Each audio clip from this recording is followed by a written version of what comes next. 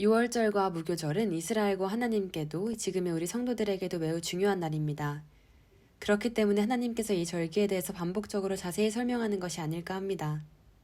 유월절을 영원히 기념하도록 하신 것은 이스라엘이 하나님의 선민된 것이 오직 하나님의 은혜로 인한 것임을 되새기라는 것입니다. 이날은 또한 우리 성도들에게 그리스도의 십자가의 생과 구원받음을 기념하는 날로서 현재는 성찬식으로 계속 이어지고 있다고 볼 수 있습니다. 무교절 7일 동안 지킬 제일 중요한 것은 누룩을 넣지 않은 빵을 먹는 것입니다. 그러기 위해서 첫날부터 집안에 있는 모든 누룩을 제거하라 하십니다.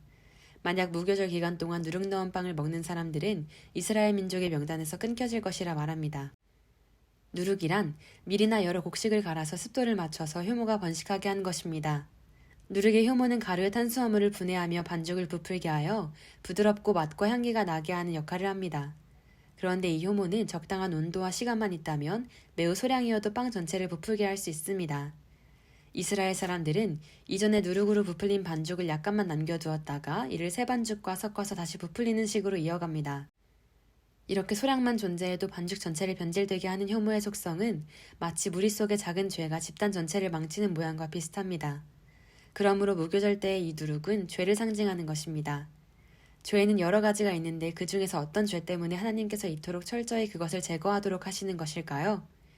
이는 가장 대표적으로 우상숭배죄를 말하는 것이 아닐까 합니다. 이스라엘 민족은 건국 당시 가나안 족속을 완전히 몰아내라는 하나님의 명령을 다 순종하지 못하고 일부를 남겨놓습니다. 이는 마치 누룩을 품은 반죽을 새 반죽과 섞어버린 듯한 모양이 됩니다. 이로 인해 가나안의 우상이 이스라엘로 들어와서 온 나라로 퍼져 결국 이스라엘이 멸망하게 됩니다. 이렇게 우상섬김 죄는 작게 시작해도 전체를 망가뜨리는 힘이 매우 강한 것입니다. 우상섬김은 마귀에게 이용당하는 것으로서 하나님이 10가지 이적을 베풀며 공들여 구해내신 이스라엘에서 많은 사람들을 빼앗아가 버릴 수도 있습니다. 그렇게 된다면 유월절 어린 양의 희생은 그 의미가 반감되는 것입니다. 우상은 그리스도의 십자가 희생도 헛된 것으로 만들어버릴 수 있습니다.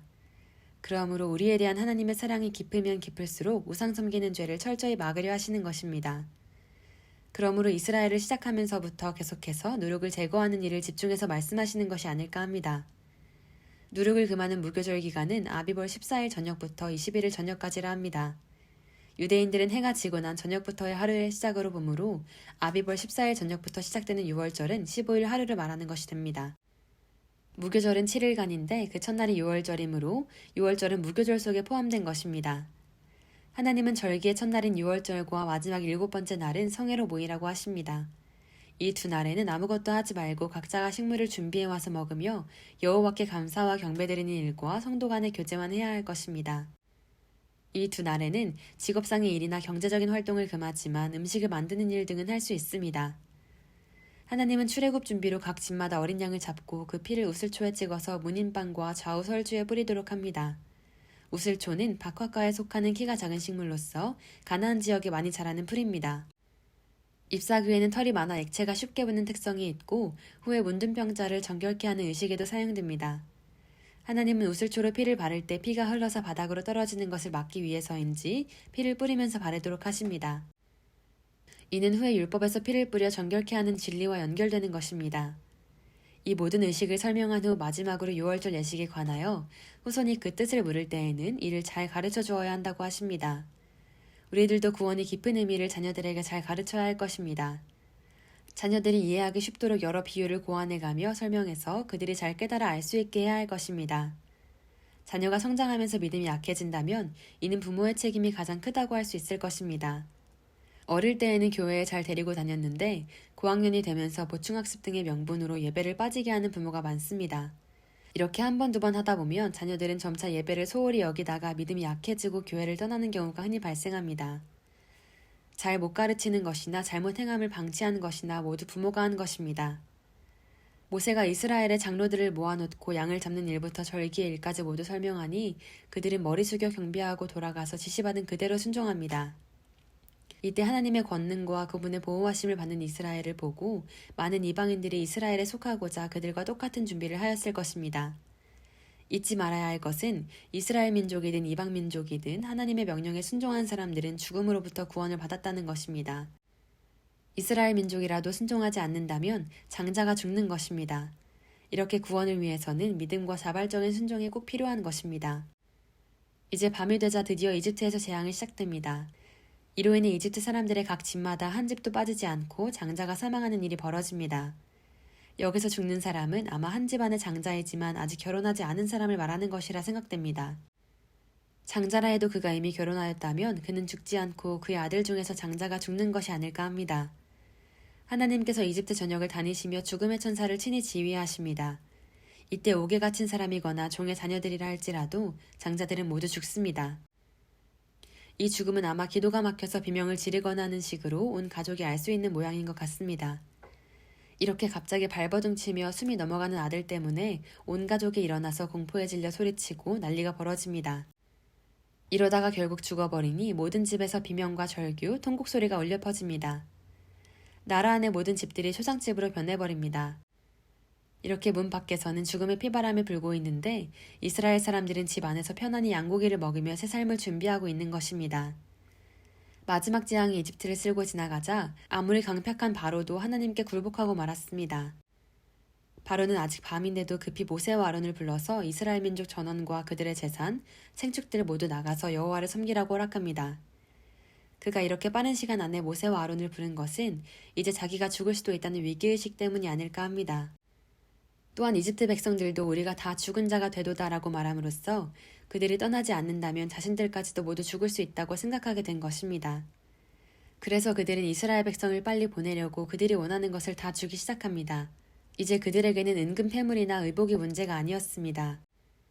자신들이 죽는 것보다는 나은 것입니다. 하나님이 재물을 주시려고 하면 이렇게 원수를 통해서도 풍성히 주십니다. 이스라엘은 하나님의 지시에 따라 이미 나갈 준비를 100% 완료한 상태라서 그들의 재촉에 따라 얼마든지 바로 출발할 수 있었습니다. 마지막으로 바로는 나를 위하여 축복하라고 말합니다. 여호와가 두렵고 자기가 확실히 죽지 않을 수 있다는 약속을 받고 싶은 것 같습니다. 이렇게 해서 이스라엘 60만 명의 장정과 그들의 가족들과 그들을 따라 나선 이방 민족들과 수많은 가축들이 이집트를 출발합니다. 여기서 장정이란 20세 이상의 전투에 나갈 수 있는 남자로서 나이의 상한선은 없는 것 같습니다. 이때 출발한 이스라엘 민족의 숫자를 보통은 200만 명 정도로 추산하는 경우가 많은데 저는 이보다는 숫자가 더 많았을 것으로 추정합니다.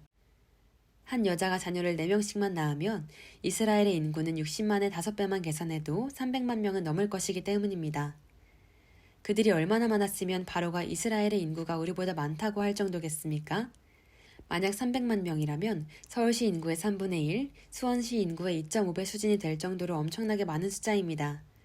하나님께서 한 나라를 만들기 위해서 이 정도로 축복하고 준비하신 것입니다. 그런데 가나안을 떠나 이집트로 내려올 때 남자만 주로 계수하여 70명밖에 안 되던 사람들이 430년 만에 이렇게 엄청난 규모의 숫자로 불어날 수 있을까요? 네, 충분히 가능합니다. 연구 결과 인구 억제 정책이나 치명적인 전염병, 전쟁 등이 생기지 않는다면 인구는 보통 25년마다 2배로 증가한다는 것이 통계적으로 증명되었습니다. 특별히 하나님께서 그들을 빨리 번성하게 하시니 그들은 평균 속도보다 더 빨리 증가하였을 것입니다. 그런다면 400년만 계산해도 이에 16승만큼 증가하여 450만 명이 될 수 있습니다. 그런데 최근 수십 년간 바로가 이스라엘 민족의 아들들을 많이 죽였습니다. 그렇다 해도 인구 증가는 많이 억제되지 않습니다. 왜냐하면 이스라엘의 딸들은 죽이지 않아서 출산력이 거의 그대로 유지되었기 때문입니다. 살아남은 딸들은 남자를 1대1로 만나지는 못하지만 당시 일부 다처가 가능했으므로 결국은 대부분의 여자들이 아이를 낳을 수 있기 때문입니다. 그러므로 이스라엘 민족이 200에서 300만 명일 가능성은 충분히 있는 것입니다. 이스라엘이 이집트를 나온 날은 이집트로 내려간 지 430년 만이라 합니다. 이는 야곱과 그의 가족들이 이집트로 이주한 BC 1876년에서부터 가나안으로 출애굽한 BC 1446년까지 기간을 가리킵니다. 하나님께서 창세기 15장 13절에서 이 기간을 400년이라 말해주신 것은 1대를 100년으로 계산하여 4대를 대략적으로 알려준 예언적 숫자라 볼 수 있습니다. 430년은 그 예언이 이루어진 현실적인 숫자입니다. 이스라엘 민족은 라암셋에서 출발하여 숫곳에서 잠시 쉬었다 갑니다. 여기 나오는 숫곳은 문자적으로 목자들의 수경지인 오두막집이란 뜻으로서 흔한 이름입니다. 이는 전에 야곱이 하란에서 돌아와서 축사를 지었던 가나안의 숫곳과는 다른 곳이고 철자도 다릅니다. 출애굽 때에는 이민족들도 많이 따라 나왔다 했습니다. 중다한 잡족이란 이스라엘 민족과 결혼하였거나 직업상 함께 섞여 살고 있었거나 이스라엘 민족에 속하고자 했던 여러 민족과 이집트 사람들일 것입니다. 이들은 후에 광야에서 고기를 먹게 해달라고 불평함으로써 이스라엘 민족을 시험들게 한 적도 있지만 그래도 이들은 할례의식과 믿음으로 이스라엘 공동체에 포함될 수 있었습니다.